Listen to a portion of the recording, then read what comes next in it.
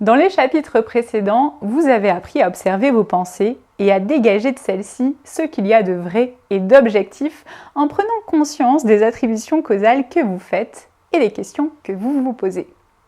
Cet exercice d'observation des pensées est primordial car cela va vous permettre de détecter les pensées irrationnelles et de vous en éloigner avant qu'elles n'aient le temps de se renforcer dans votre esprit et d'activer vos émotions négatives. Parlons maintenant du lien entre vos pensées et vos émotions.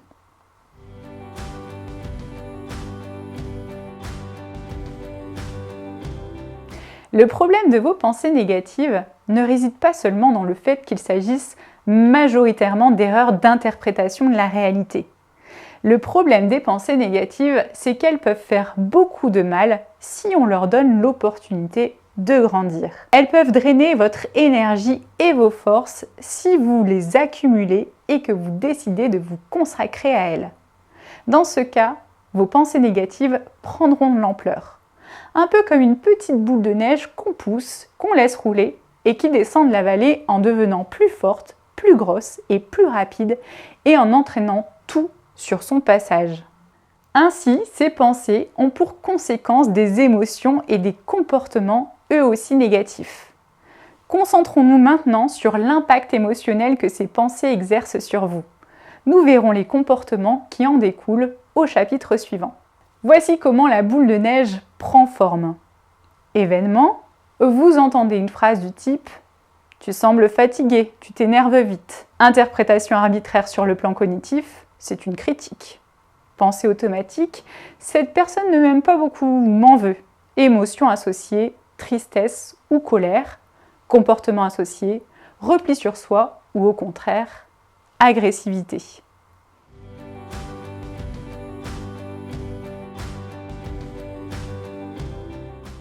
Tout se passe en un instant, raison pour laquelle on croit souvent que tout se mélange, pensée, émotion et réaction de défense.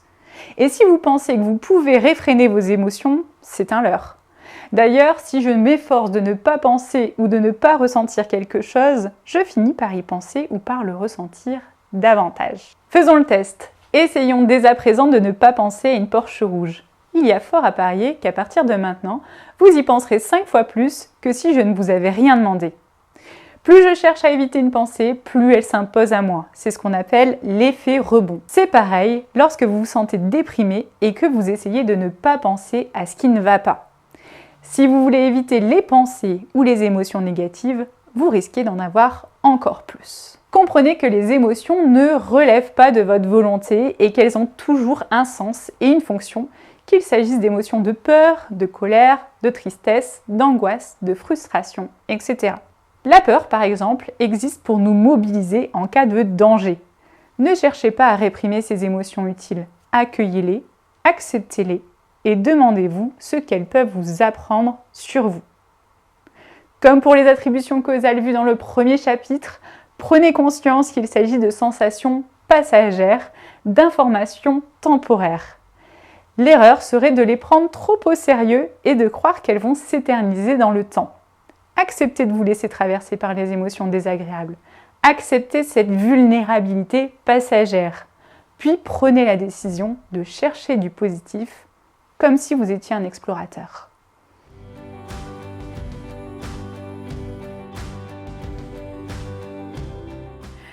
Par exemple, c'est l'heure du réveil. Vous vous levez et vous constatez qu'il fait une tempête dehors alors que vous aviez prévu de faire une randonnée. Vous pensez très poliment. Il fait vraiment un sale temps aujourd'hui. Je vais encore devoir rester enfermé et m'ennuyer toute la journée. Dans un premier temps, je vous invite à accueillir vos émotions de déception, de frustration. Puis, prenez la décision de vous sentir mieux. Une première méthode pour relativiser ici consiste à juger la situation que vous vivez. Attribuez-lui une note de 0 à 10 sur une échelle de gravité en essayant d'être le plus objectif possible. Cela vous permettra de prendre un peu plus de recul sur la gravité de la situation.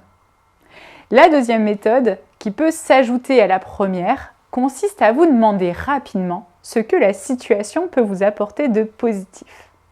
Par exemple, vous allez pouvoir vous reposer, vous allez pouvoir faire ces petits travaux que vous deviez faire depuis longtemps, avancer sur le roman que vous étiez en train de lire ou profiter de ce temps pour inviter des amis à déjeuner. Comme nous l'avons vu dans le premier chapitre, chaque événement, selon l'angle avec lequel on le perçoit, comporte son lot d'avantages et d'inconvénients.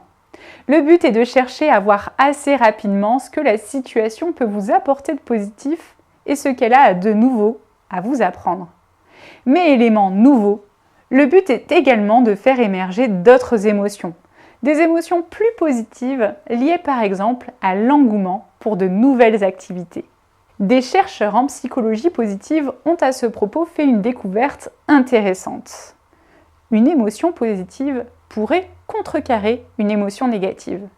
Elle en annulerait les effets et pourrait constituer la première marche d'une reconstruction après un événement traumatisant comme un accident, un deuil, un licenciement ou une séparation. Alors, après avoir accueilli vos émotions désagréables, que décidez-vous de faire pour vous sentir mieux?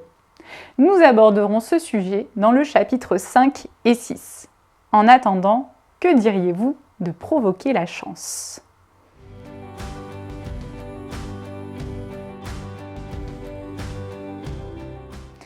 Les émotions agréables ont, d'après Barbara Fredrickson, docteur en psychologie, l'effet d'ouvrir notre champ perceptif, notre champ de conscience. Ainsi, lorsqu'on se sent joyeux, enthousiaste, notre champ perceptif s'ouvre, on voit plus de choses. C'est une explication de la chance. Je m'explique. Si je pars au travail à pied et que je me sens stressée parce que je suis en retard et que mon patron va me passer un savon, mon champ attentionnel est restreint. Je suis focalisée sur mes problèmes et mes angoisses. Il se trouve que sur ma route, il y a un billet de 50 € à terre. J'ai toutes les chances de ne pas le voir parce que je suis focus sur mes problèmes. Par contre, si je suis dans une émotion plutôt agréable, que je me sens détendue et confiant, mon champ attentionnel s'ouvre. Il y a plus de chances que j'arrive à percevoir le billet de 50 €. En d'autres termes, si je suis focalisée sur mes soucis et que je ne vois que ça, il y a beaucoup d'opportunités qui m'échappent. Ce sont ces mêmes opportunités qui peuvent m'amener à me sentir plus positif et plus optimiste au quotidien. Si je veux me sentir chanceux et ouvrir mon champ des opportunités, j'ai tout intérêt à cultiver des émotions positives. Ces émotions positives peuvent découler de ce que je suis en train de faire dans l'instant présent. Nous reviendrons à cette dimension fondamentale dans le dernier chapitre de cette formation.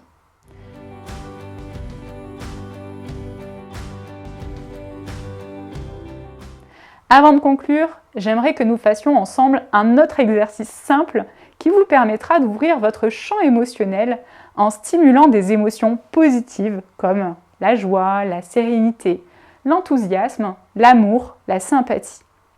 Faites une pause avant de passer au chapitre suivant pour vous remémorer 3 souvenirs agréables que vous avez vécus. Comment vous sentez-vous une fois que ces souvenirs sont remémorés? Ils ont sûrement dû entraîner une augmentation de votre bien-être grâce aux émotions de détente, de joie, de gratitude qu'ils procurent. N'hésitez pas à reproduire cet exercice à chaque fois que vous en ressentez le besoin.